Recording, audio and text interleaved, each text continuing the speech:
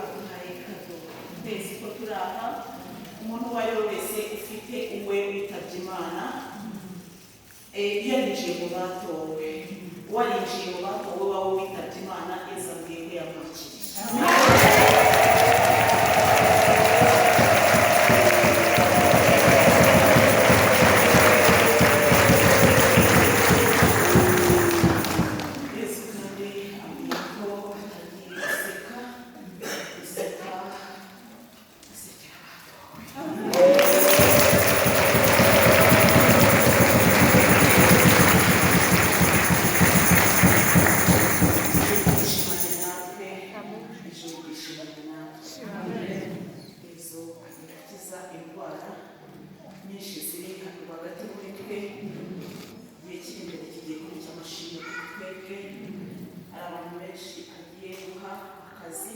N'abagiye